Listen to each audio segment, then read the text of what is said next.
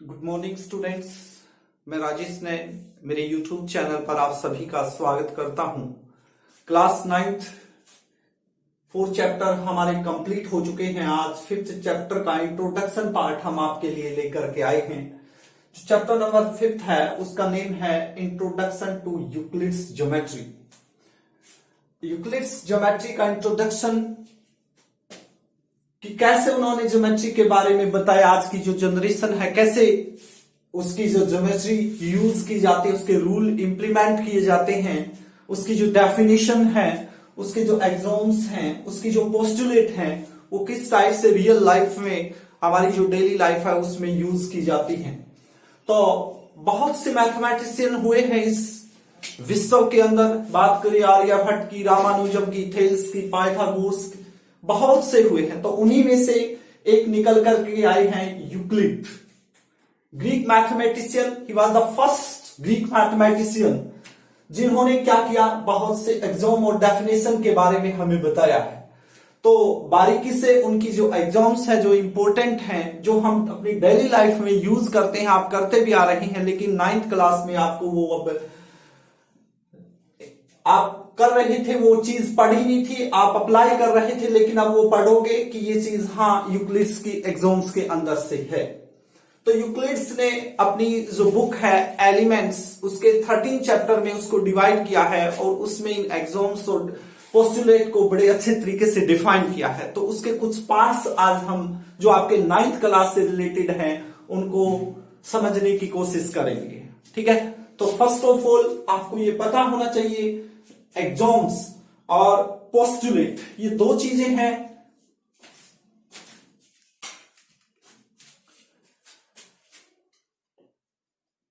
Exams और postulates, जो exams होती है वो पूरे मैथ में एप्लीकेबल होती है। चाहे आप ज्योमेट्री की बात करें, अलजेब्रा की बात करें, स्टैटिक्स की बात करें, यानी कि पूरा जो मैथ है उसमें कहीं ना कोई एग्जाम्स आपको यूज नजर आएगी। लेकिन जो पोस्टुलेट है वो सिर्फ और सिर्फ ज्योमेट्रिकल पार्ट जो हमारा होता है उसमें आती है। ये ऑल मैथ्स में एप्लीकेबल है। ठीक है, लेकिन पोस्टुलेट सिर्फ ज्योमेट्रिकल पोर्शन जो होगा हमारा उसी के अंदर यूज होती है। तो सबसे पहली जो बात उसने बोली है, एग्जाम्स को डिस्कस कर रहे हम, वो कह रहा है things which are equal to the same things,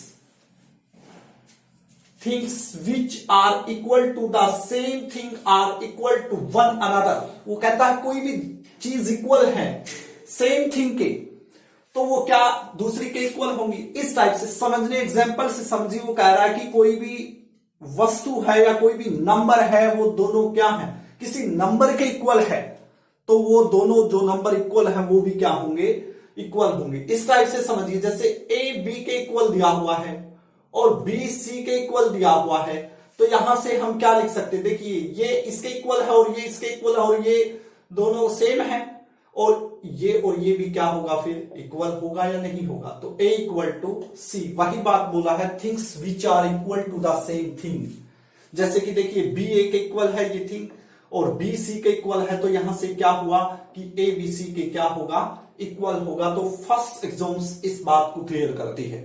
second कहता है कि if equals are added to equal then whole are equal, whole are equal.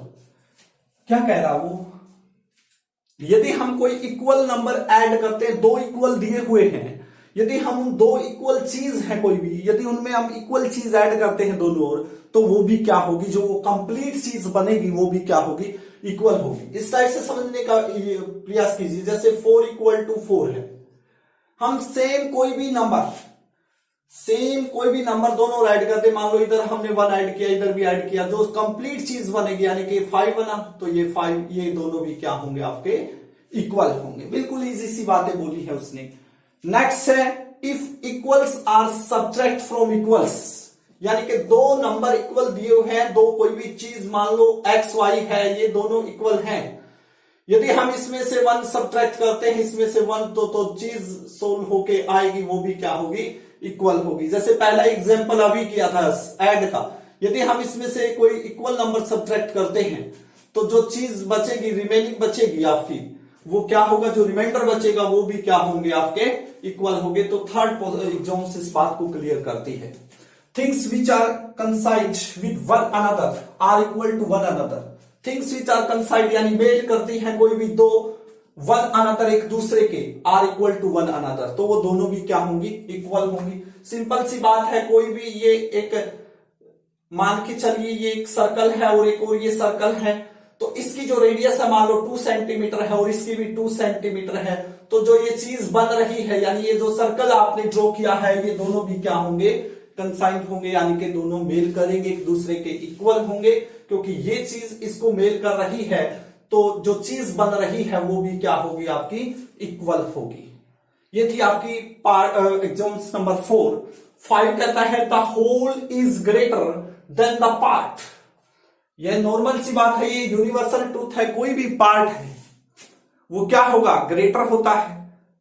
Whole part greater होता है उसके कंप्लीट। जो मैं आपको समझाने की कोशिश करूं, जैसे कि एग्जांपल देखिए, जैसे कि हम इंडिया देश में रह रहे हैं और दिल्ली क्या है इसकी, दिल्ली इसकी कैपिटल है, तो क्या कहेंगे कि भाई दिल्ली क्या है, इंडिया का पार्ट है। क्या ऐसे बोलेंगे कि इंडिया दिल्ली का पार्ट है, ये तो नहीं बोलेंगे इंडिया दिल्ली का पार्ट है। पार्ट कौन है, दिल्ली।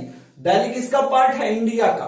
तो कंप्लीट कौन हुआ, होल कौन हुआ, पूर्ण ये हुआ। तो ये जो चीज है ये ग्रेटर होगी उसके पार्ट से, ठीक है। तो इस टाइप से कोई भी आप एग्जांपल इस टाइप से ले सकते हो। मान के चलिए ये पानी की एक बाल्टी है, इसमें 50 लीटर पानी आ रहा है, आप इसको जग में कन्वर्ट कर रहे हैं, मान लो जग में 10 लीटर पानी आ रहा है, तो ये तो इसका एक पार्ट हो गया, कंप्लीट पार्ट तो ये है, तो ये होल है जो ये इस पार्ट से क्या होगा, ग्रेटर होगा।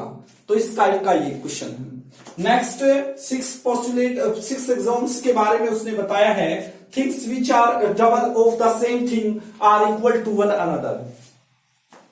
जो कोई भी चीज है वो डबल है और किसी सेम थिंग के इक्वल है, तो वो भी क्या होंगे, आपस में सेम मैच होंगी। कहने का एग्जांपल ये है, मान लो डबल यानी कि 2x है, ये a के इक्वल है, और इसी तरह से 2x जो है वो b के इक्वल है।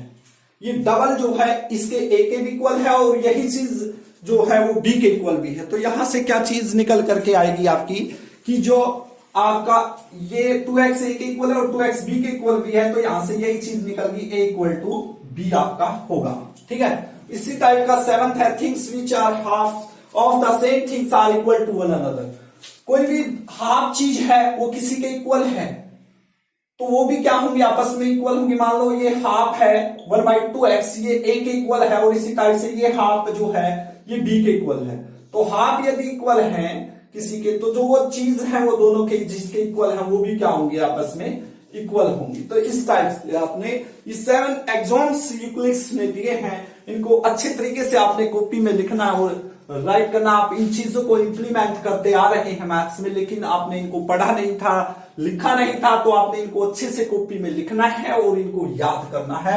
और जो एग्जाम्पल मैंने आपको समझाए हैं ये साथ के साथ करने की कोशिश करता है ताकि आप क्लियर कर सको, ठीक है। तो इसके बाद बहुत सी उसने डेफिनेशन भी दी है।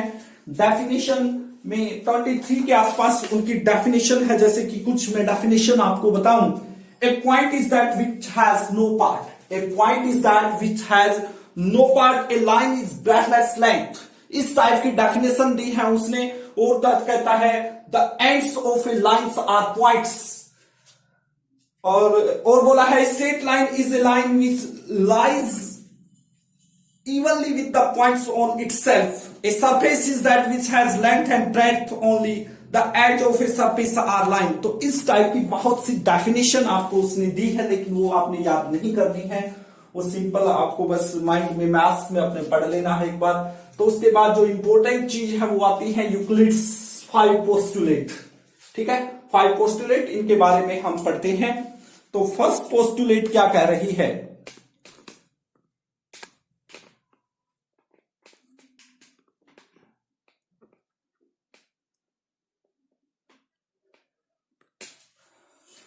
a straight line may be drawn from any one point to any another point.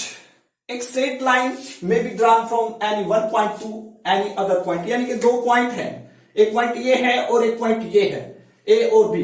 तो इनसे आप क्या ड्रा कर सकते हैं, तो एक स्ट्रेट लाइन ही ड्रा कर सकते हैं। ये पोस्टुलेट है यूक्लिड्स की, जैसे इस टाइप से ये ड्रा हो सकती है। तो ये क्या हुआ, फर्स्ट आपकी पोस्टुलेट हुई। सेकंड में क्या कह रहा है, a terminated line can be produce indefinitely. एक लाइन है उसको इंडेफिनेटली क्या कर रहा है वो, हम उसको दोनों ओर क्या कर सकते हैं, प्रोड्यूस कर सकते हैं। किस टाइप से, इस टाइप से, ये उसने बताया है, ये इस टाइप से प्रोड्यूस हो रही है। तीसरा, a circle can be drawn with any centre and radius. एक सर्कल के अंदर क्या होगा, सेंटर होता है और क्या होगी, रेडियस होगी, तो तभी तो सर्कल ड्रा होगा। बिल्कुल नॉर्मल सी बातें बताई हैं। All right angles are equal to one another. सभी राइट एंगल जो है वो क्या होते हैं, इक्वल होते हैं।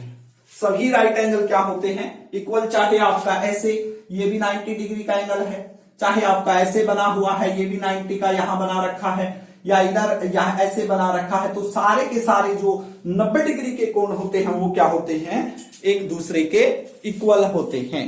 तो इस टाइप से आपने इनको देखना है, ठीक है। जो पोस्टुलेट नंबर 5 है वो इंपॉर्टेंट है और एग्जाम में ये आती है, तो आपको इसको बड़े अच्छे तरीके से याद भी करना है। सभी पोस्टुलेट आपके माइंड में होनी चाहिए, कंटिन्यू होनी चाहिए। वो बोलेगा राइट यूक्लिड्स सेकंड पोस्टुलेट। तो सेकंड पोस्टुलेट क्या नंबर है, a terminated line can be produce indefinite. एक शांत लाइन को दोनों ओर हम असीमित रूप से बढ़ा सकते हैं, कितना भी, इनफाइनाइट, ठीक है।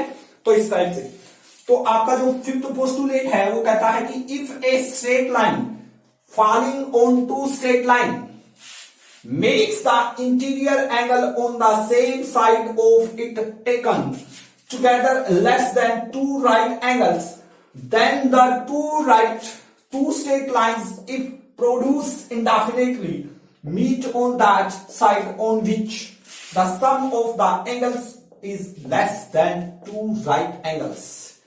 क्या कह रहा है, एक स्ट्रेट लाइन फॉल हो रही है टू स्ट्रेट लाइन के ऊपर, और जो इंटीरियर एंगल हो रहे हैं वो क्या हो रहे हैं, यदि वो लेस है कितने से, टू राइट एंगल से। देखिए एक स्ट्रेट लाइन फॉल हो रही है, गिर रही है टू स्ट्रेट लाइन के ऊपर, और उसके बाद क्या कर रही है, जो एंगल बना रही है इंटीरियर एंगल, समझने की कोशिश कीजिए, आपको मैं डायग्राम से भी समझाऊंगा। पहले यहां देखिए, same side of it taken together less than two right angles, यानी कि उस साइड, जिस साइड क्या हो, less than two right angle, यानी 180 डिग्री से कम एंगल होगा, the two straight line it produce indefinitely. यदि हम उन टू स्ट्रेट लाइन को प्रोड्यूस करेंगे इंडेफिनेटली, असीमित रूप से, तो वो क्या होंगी, मीट होंगी ऑन दैट साइड, उस side on which the some of angles is less than two right angles. जिस ओर क्या होगा, आपका राइट एंगल होगा, यानी कि 290 से, टू राइट एंगल से कम जहां एंगल होगा उस ओर वो क्या होंगी, मिलेंगी। कहने का मतलब ये है कि एक स्ट्रेट लाइन पर दो स्ट्रेट लाइन फॉल हो रही है, जो इंटीरियर एंगल बन रहे हैं उनके द्वारा, उनका जो वो इंटीरियर एंगल का सम जो है 180 से कम जिस साइड होगा, तो जब हम उनको प्रोड्यूस करेंगे तो वो क्या होंगी, उसी साइड मिलेंगी जिस ओर 180 से कम होगा। कहने का मतलब देखिए, ये स्ट्रेट लाइन है एक आपकी, दो स्ट्रेट लाइन इस पर इस टाइप से प्रोड्यूस हो रही है, सॉरी फॉल हो रही है, तो क्या हो रहा है, जैसे ये इंटीरियर एंगल हो रही है, तो ये मान लो ए एंगल है, ये बी है, इसी टाइप से ये एक्स है, ये वाई है। यदि एक्स प्लस वाई ग्रेटर है 180 से, तो क्या होगा, यानी कि 180 से ज्यादा होगा ये एंगल, तो ये क्या होगा, ए प्लस बी क्या होगा, लेस होगा किससे, 180 से। 180 से क्या होगा, लेस होगा।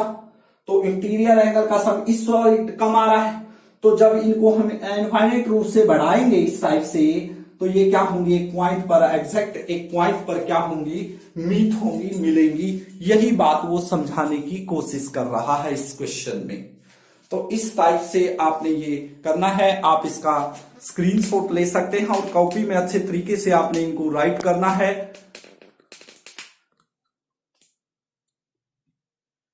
ये चैप्टर नंबर 5 का इंट्रोडक्शन पार्ट आपके सामने था। आशा करता हूं कि आपको ये समझ में आ गया होगा। यदि फिर भी कहीं पर कोई भी आपका डाउट है तो आप मुझे मैसेज कीजिए, मैं दोबारा से आपको बताने की कोशिश करूंगा। यदि आपको मेरा ये मेथड अच्छा लगा है, समझाने का तरीका अच्छा लगा है, तो प्लीज मेरे चैनल को आप लाइक और सब्सक्राइब करें। Thank you very much.